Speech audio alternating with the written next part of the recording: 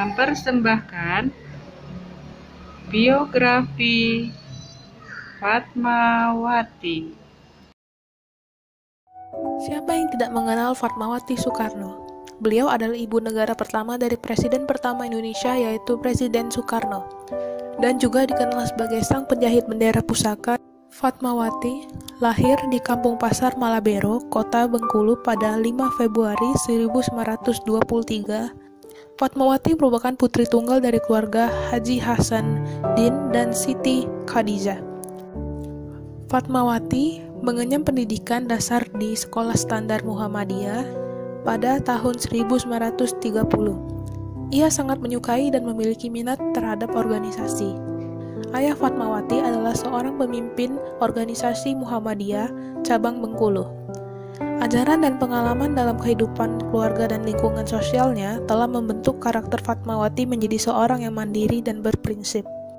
Awal mula perkenalan dengan Soekarno dimulai ketika Soekarno dipindahkan ke tempat perasingannya di Bengkulu.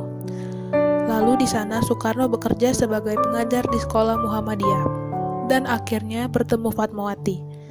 Kedekatan mereka pun terjadi pada tahun 1938. Kedekatan ini membuat pertengkaran hebat antara Inggit Ganarsi, istri Soekarno pada saat itu, dengan Soekarno. Lalu, demi mendapatkan Fatmawati, akhirnya Soekarno pun melamar Fatmawati dan berpisah dengan Inggit Ganarsi. Soekarno dan Fatmawati menikah pada tahun 1943. Sejak saat itu, ia mendampingi Bung Karno dalam perjuangan mencapai kemerdekaan Indonesia. Dan akhirnya mereka dikaruniai 5 orang anak, yaitu Guntur Soekarno Putra, Megawati Soekarno Putri, Rachma Soekarno Putri, Sukma Soekarno Putri, dan Guruh Soekarno Putra.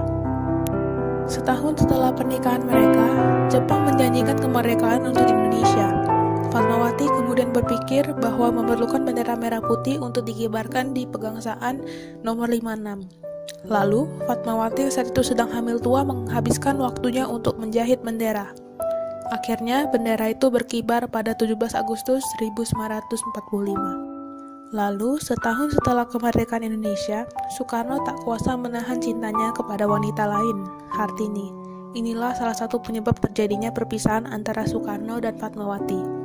Akhirnya, setelah berpisah, Fatmawati meninggalkan istana negara dan anak-anaknya, lalu tinggal di rumah pribadinya. Pada Mei 1980 di Kuala Lumpur, Fatmawati meninggal dunia karena serangan jantung ketika dalam perjalanan pulang umroh dari Mekah. Beliau lalu dimakamkan di Karet Bifak, Jakarta.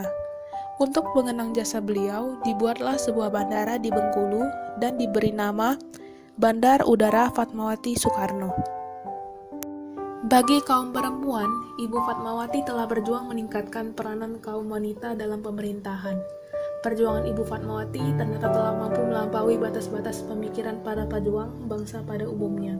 Karena Ibu Fatmawati telah menyiapkan bendera merah putih selama 1,5 tahun sebelum proklamasi dikumandangkan. Disinilah sebuah fakta telah berbicara bahwa Ibu Fatmawati tidak sekedar berperan sebagai penjahit sebuah bendera pusaka, sebagaimana yang hanya dipahami oleh generasi masa sekarang. Akan tetapi, jiwa dan semangat juang yang telah diperankan beliau terasa sangat jauh dan sangat mendalam. Terima kasih Ibu Fatmawati.